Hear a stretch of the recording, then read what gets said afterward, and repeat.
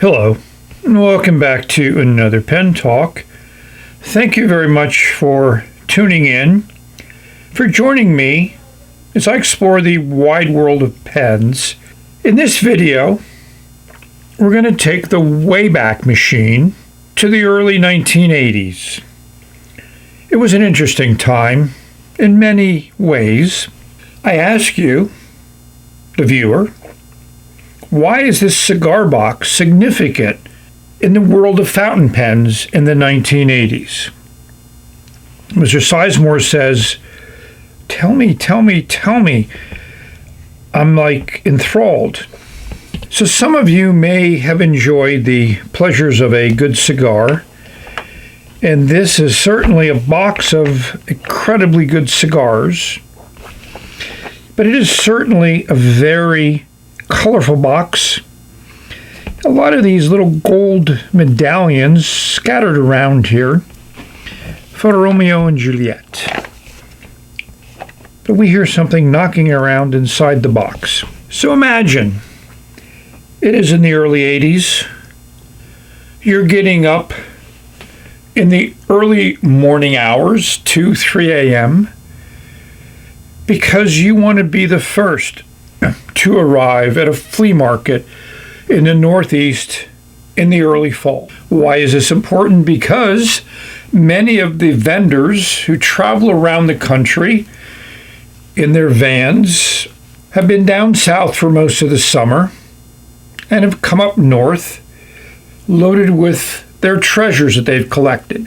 Yes, and most flea market people buy and they sell. So you're walking around when you get to the flea market at dawn, and the vendors are just setting up. They're unloading, they got their tables there, and you go up to them and they go, do you have any fountain pens? So they would say, yeah, here's a cigar box. And they would give it to you, and you would open it up, and you would see inside of that a number of fountain pens. You would go through this collection of fountain pens and decide whether any of them were worth you saying, hey, will you take for this pen? So we're going to look through these pens and believe that we're in the 80s at a flea market, at a time when fountain pens were just beginning to be collectible. There had been some published magazines, articles, books about the value of fountain pens. So for those vendors at flea markets, antique stores, now they have some reference document to say fountain pens have a value other than just they may have a gold nib, and people are collecting them, so let's put a price on them based on that. So let's go through these pens, and I ask you to say what you would think the pens were worth as I first show them. So we see a lot of gold overlays here, some pencils, some pens, and this one attracts our attention. Why?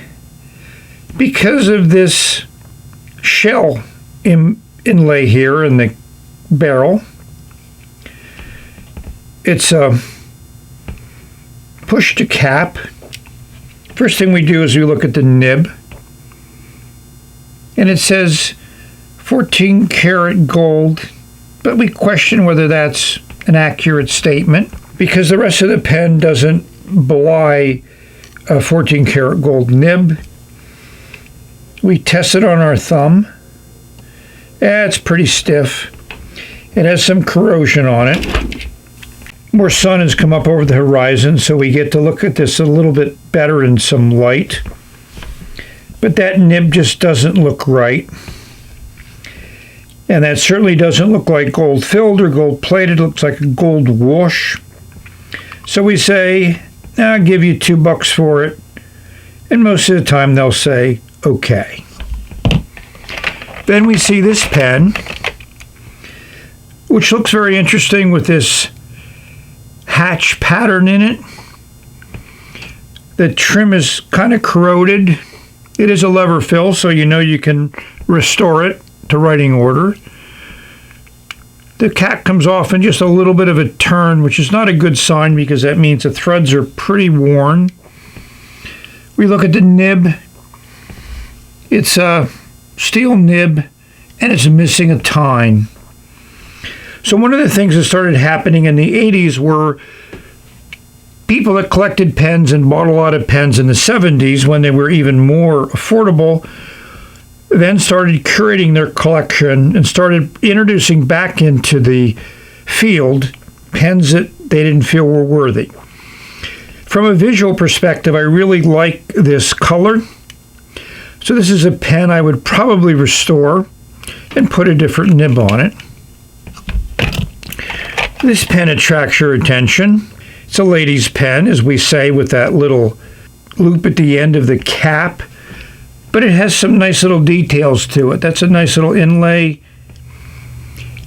And it's not really a red ripple, but it is certainly an interesting black and red. You assume it's ebonite. And again, it's a lever fill, but it's a nice high quality lever with a box around it. So you take the cap off. And this one comes off in about 1.5 turns, so that the threads are pretty good shape. You see a nib which has not been restored. You got to look closely at it. But based on the way that it looks, you assume it's a gold nib. You test it against your thumb. It has some nice spring to it. So this is a pen that probably will be a good writer and probably, definitely, visually very enticing. So you say $5, and they say, okay. Now you see another pen. You're attracted to this interesting celluloid pattern. See, it's a, who knows what that means? Packard?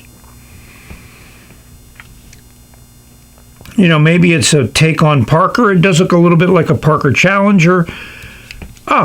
You unscrew the back and you see, yes, it's a button filler. But that button doesn't move, which probably means the bladder is calcified. You unscrew the cap, and it takes about 1.5 turns, and you see a nib which has never been cleaned. You try to discern whether it's a gold nib or not. Your assumption is not, based on how it looks, but it's a nice looking pen, and probably with just a little bit of effort, it could be restored to writing order. So you say, I give you $2 for it, and they'll probably say yes. We continue down into this collection, and we see this large pen. Definitely black hard rubber, significantly oxidized. You see an engraving or stamping on the barrel that says Liberty Fountain Pen, New York. Looks like the clip has been broken off. You take the cap off. It takes a little bit, about 1 turn. That's okay, but this is a good size pen. You look at the nib, and yes, it's a warranty 14 karat nib. So that means it has a decent nib on it. You test it on your thumb and you go, wow, pretty good flex on that nib. Yes, it's never going to be restored to pristine condition. You're probably never going to find a clip, and who knows how you would restore the clip. But because of the 14 karat nib, you say, I give you $5, and they say, fine. So you go through this collection again. What attracts your attention? Let's take a look at one of these gold. The clip says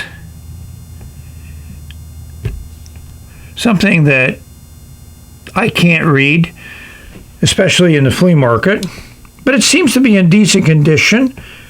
Nice lever fill. You know, with a little bit of polish, it'll restore well. The cap takes about 2 turns to unturn, which is good. and you look at the nib,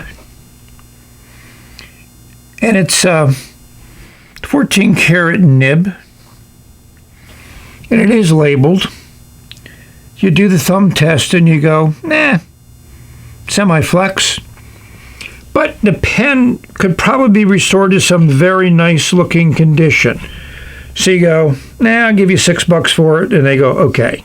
When you get home, you clean the pen up a little bit and you look at it more closely. New York at the bottom. Interesting logo. But the other nice part is it's a Parker dual-fold nib. And it certainly is gold-filled. It cleans up very nicely. Could be the find of the day. Who knows? And the other good bit is the section comes out relatively easily. The lever doesn't move. But if you look inside, there's a calcified sac.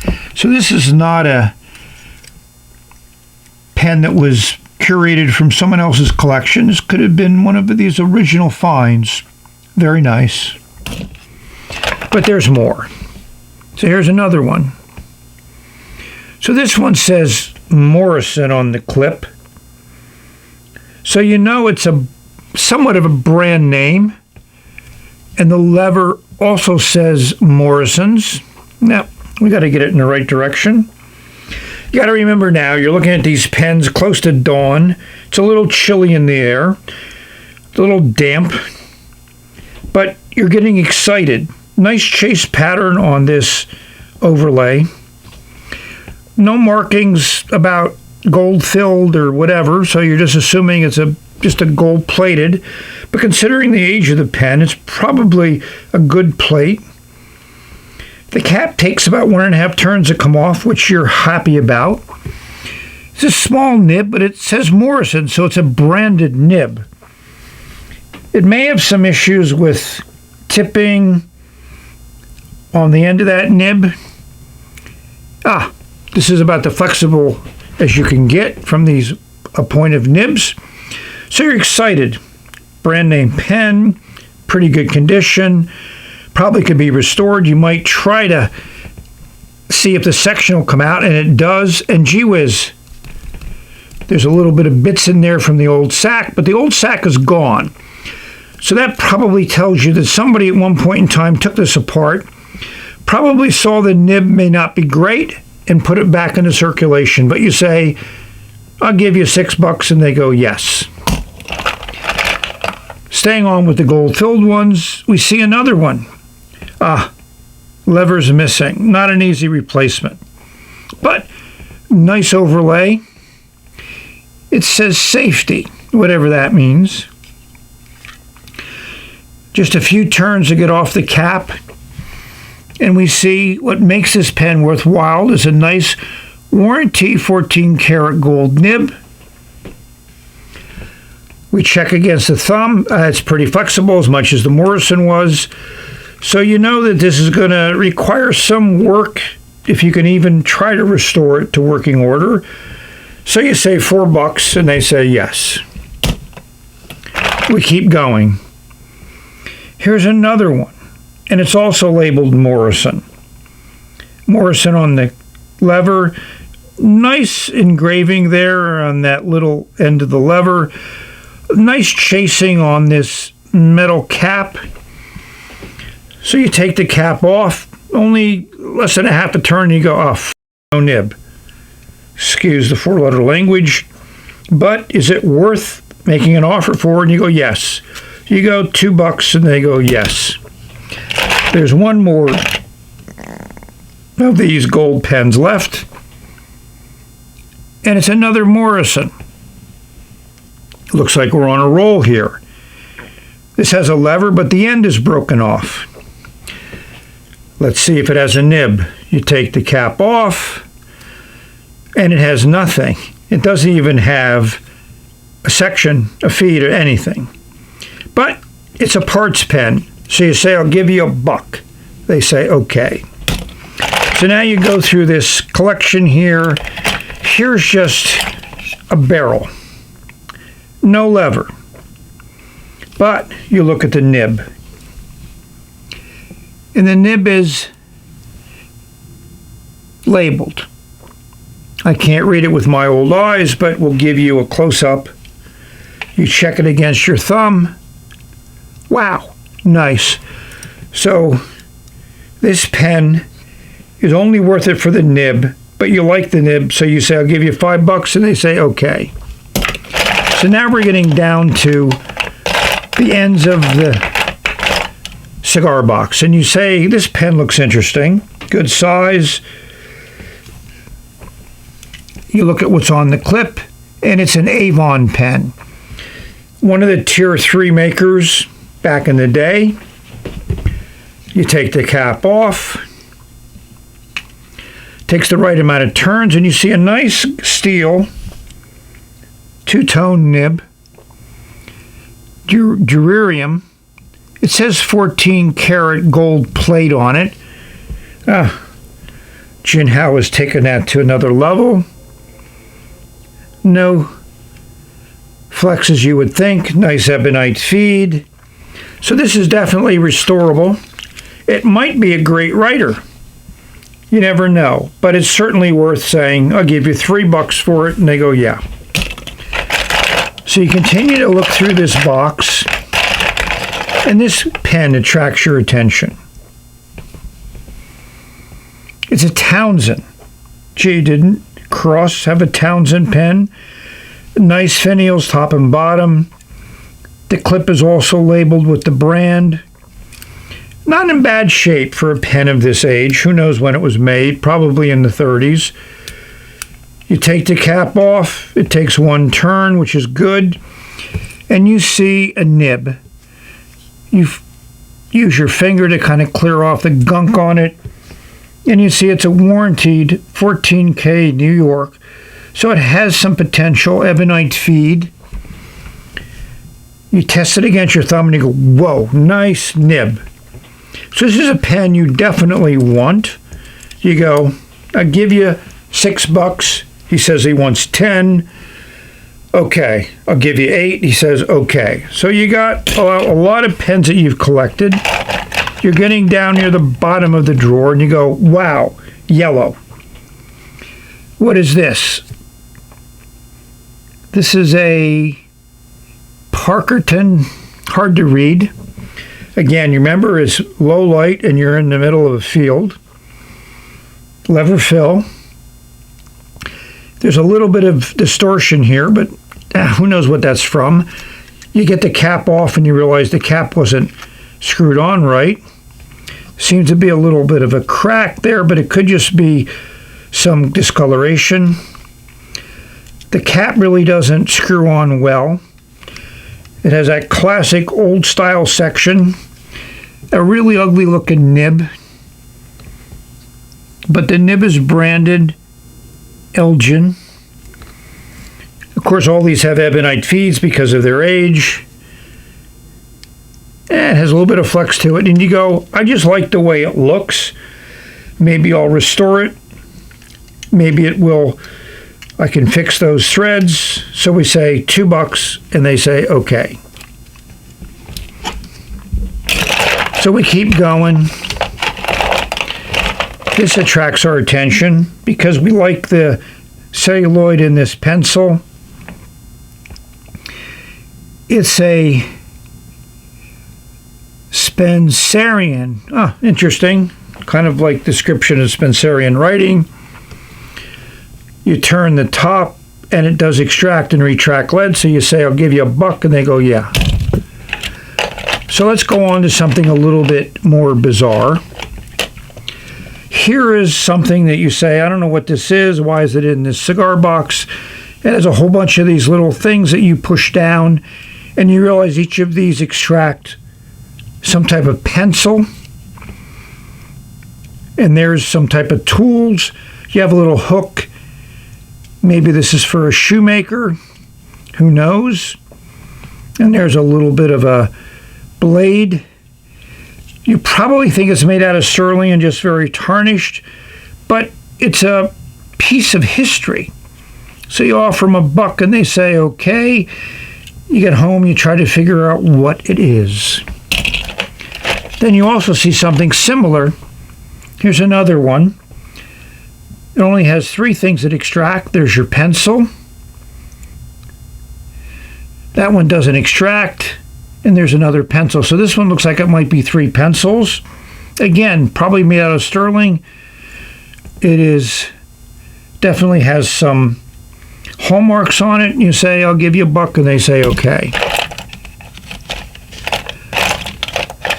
Here's a Waterman box.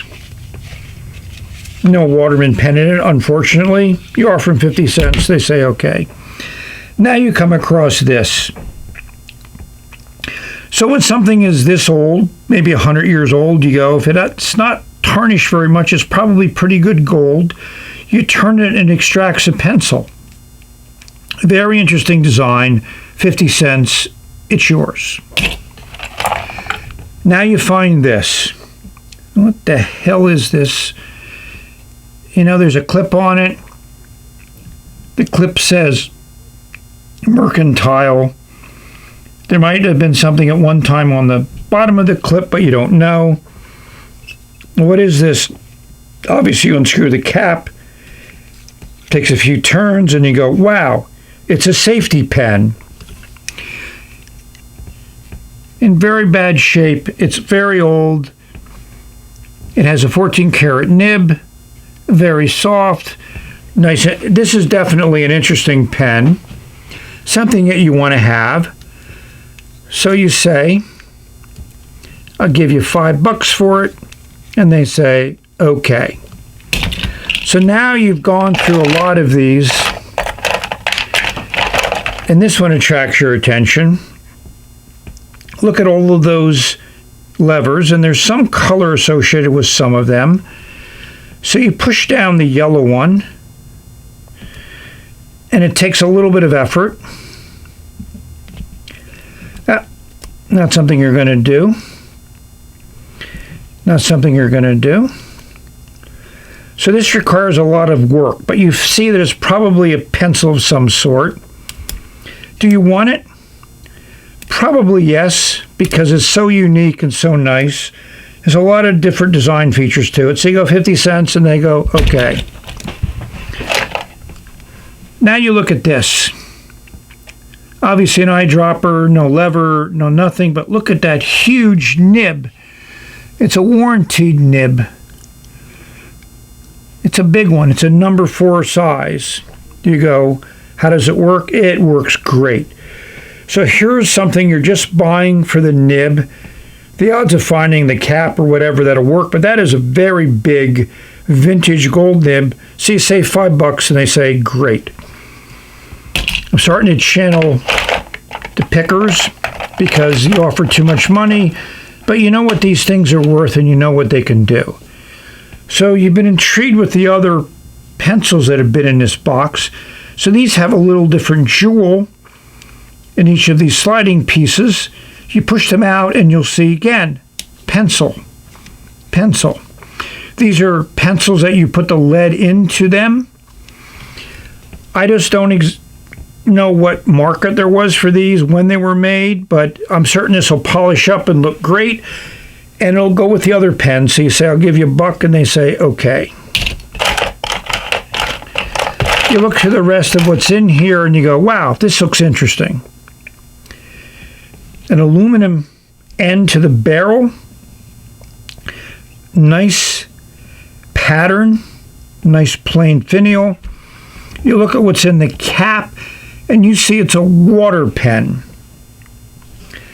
You don't know what that is. The cap comes off in a few turns, less than it should. You'll see a nib, standard steel nib, kind of a little bit of a stubbish nib. You test it, a little bit of flex to it. Definitely restorable and definitely unique. So you say, I'll give you $1, and they say, okay. Here's a pencil with some interesting information on it. Gauges, weight per square foot, decimal parts of an inch. Morrison Steel Company, New Brunswick, New Jersey. Obviously, I did a lot of buying at the flea market in New Jersey, the one that has the drag races in it. You turn the top, it doesn't really come out, but it's a collector's item, it's an advertising item. So you go 50 cents, and they go, yeah. You're getting down to the bottom. So you look at this pen. Flat end of the barrel, pointed into the cap, nothing on the clip, lever fill. The clip extends pretty far down on the cap, and it sits high in your pocket. Definitely not a military style. You unscrew it, takes the right amount of turns, and you say, well, there's a nib there, because some of these you don't find nibs on. And it appears to be a warranty nib. It's on the small side, but is it worth buying? It's also on the stiff side, so you go, I'll give you $1, and they say, okay. Now we're coming into some ones that you really don't want, but you look at them anyways. The end of that barrel is really cool with that red in there. Lever fill. Can the top of that cap be restored?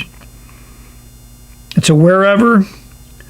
The band is missing in the cap. A little bit tough on taking the cap off. And that nib is totally toast. So you go 25 cents. It's yours. Wow. Speaking of red pens with black finials, you come across this one. It's a Markston. That lever is not going to work because the end is broken off, but what's inside the pen? Absolutely nothing. Is it worth making an offer on? No.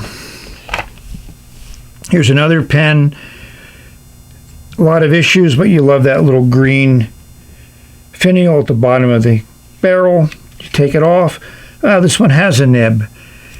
You clean it off a little bit. It's a warranted 14 karat number 2 nib. Nice and soft. I'll give you $1, and they go, okay.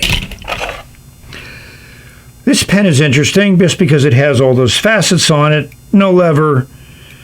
Doesn't look like it ever had a clip. Black finials top and bottom.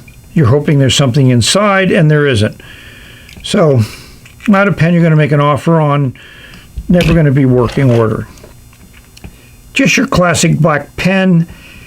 Interesting top to it, kind of like a Waterman number 7. Same at the bottom of the barrel, so it has some interesting features to it. You unscrew it and you'll see it has that section which is clear to watch the ink flow, but it's kind of cracked. Steel nib. I don't think it's worth making an offer on. So here's another pen you pick up. It's been distorted, but you look at it and it's a Moore pen. Oh, crap. So here's a great Moore pen that has just been sitting in probably a display case with a glass cover, and the sun has just destroyed it totally. You take the cap off, at least it has a nib. It's a nice Moore nib. Looks like it's missing some tipping material. It's a little flexible. 50 cents, he says it's yours. Only 2 more things left. What is this? It's definitely an old eyedropper pen, nice mottled hard rubber, no nib. We ever find a cap for it? We ever know whether that cap is correct? So 25 cents, it's yours. Here's a golf pencil. At least I'm assuming it's a golf pencil. That nice striated ivory. You turn it. Yep, it comes out. So you could definitely put this in working order. 25 cents, it's yours. So that's it. Welcome to a flea market in the 80s. Hopefully you've enjoyed this run through. And maybe some nostalgia. Maybe some longing for the past has settled in. And maybe you see some of these pens for sale, and pricing may or may not be what I paid for them back in the 80s, but it's not the 80s anymore for good and bad reasons. So that's the end of this video. Thank you very much for watching. I really hope you enjoyed this little different look at the world of fountain pens. If you enjoyed it, please let me know. Please leave a comment. And obviously like the video And if you'd like to see more like this, let me know. Hope this video finds you safe, healthy, and happy, enjoying your life, maybe spending time in your head thinking about the past, but preferably thinking about how much you enjoy the present and look forward to the future. We've reached the end. We're going to say bye. Till the next video.